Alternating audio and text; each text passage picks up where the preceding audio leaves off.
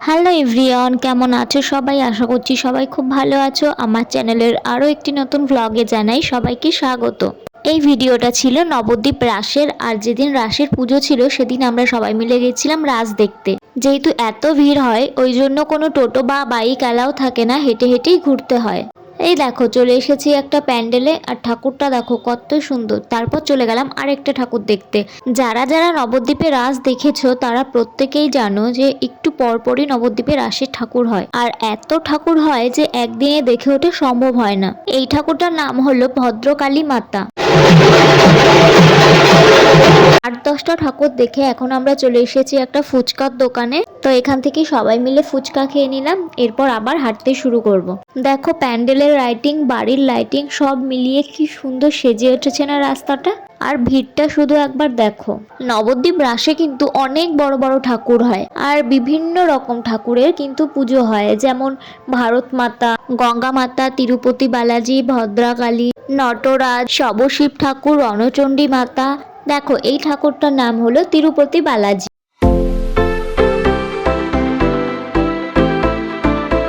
এরপর চলে যাচ্ছি আরেকটা প্যান্ডেলে। এখানে কিন্তু প্যান্ডেলের থেকে ঠাকুরই বেশি করা হয়।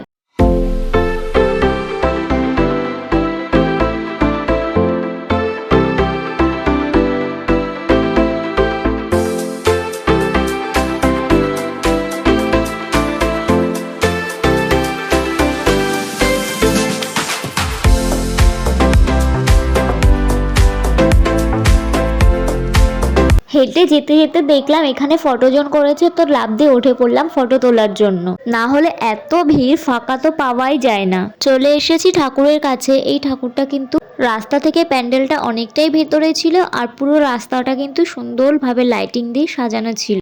আমরা কিন্তু টোটাল 12 জন ছিলাম।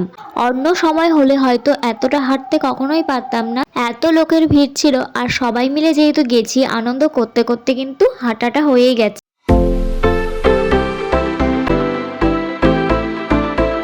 এখন চলে এসেছি আরেকটা প্যান্ডেলে, আর এই প্যান্ডেলটা কিন্তু পুরোটাই তুলো দিয়ে করেছে। রাতের বেলা লাইটিং এর জন্য প্যান্ডেলগুলো অনেকটাই সুন্দর লাগে দেখতে, দিনের বেলার থেকেও অনেক বেশি ভালো লাগে।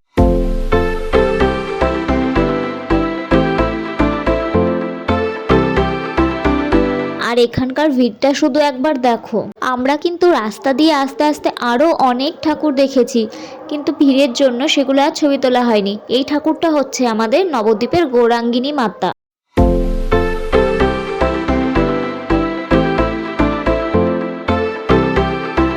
প্যান্ডেলের সাথে সাথে এই বাড়িটারও ভিডিও করে নিলাম, কারণ বাড়িটা অনেক পুরনো, আর লাইট দিয়ে সাজিয়ে কি অসাধারণ লাগছে না।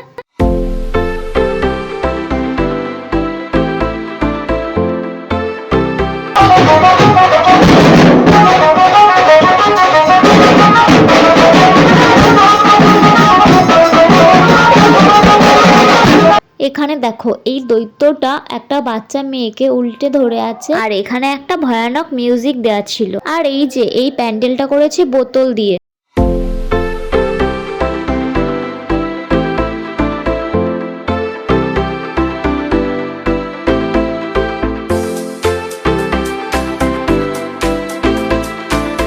এই ঠাকুরটা হচ্ছে রণচণ্ডী মাতা। রণচণ্ডী মাতাকে গরদের শাড়ি আর রুদ্রাক্ষের মালা পরানো থাকে। এবার চলে এলাম আরেকটা প্যান্ডেলে। এই প্যান্ডেলটা কিন্তু মাটির বিভিন্ন বাসনপত্র, বিভিন্ন মূর্তি, বসার আসন এগুলো দিয়ে করেছে, কুলো, পাখা। সামনে থেকে আর ভেতর থেকে প্যান্ডেলটা কিন্তু খুব সুন্দর লাগছে দেখতে। এই দেখো আরো একটা ঠাকুর, এটা হচ্ছে রাধা কৃষ্ণ। এটা হচ্ছে সরকার পাড়ার প্যান্ডেল, আর প্যান্ডেলটা বাইরে থেকেই দেখিয়ে দিলাম, ভেতরে আমরা আর ঢুকিনি। আমাদের রাজ দেখা কমপ্লিট, আর এখন আমরা যাচ্ছি গ্যারেজে, ওখানে আমাদের গাড়ি রাখা আছে। আর এই গাছটা শুকনো, কিন্তু জলে দিলেই তাজা হয়ে যায়। আর এগুলো সেই চাইনিজ বল, যেগুলো ছোটবেলায় নিয়ে আমরা সবাই খেলতাম। জলের মধ্যে ভিজিয়ে রাখলে বলগুলো বড় হয়ে যায়। আর এই গাছটা আমি প্রথমবার দেখলাম, জলে ভিজিয়ে রাখলে গাছটা আবার তাজা হয়ে যাবে। বাড়ি ফেরার পথে আরেকটা ঠাকুর তোমাদের দেখিয়ে দিই, এটা হচ্ছে শবশিব মাতা। আমার সাথে সাথে তোমাদেরও ঠাকুর দেখিয়ে দিলাম। ভিডিওটি ভালো লাগলে চ্যানেলটি সাবস্ক্রাইব করে পাশে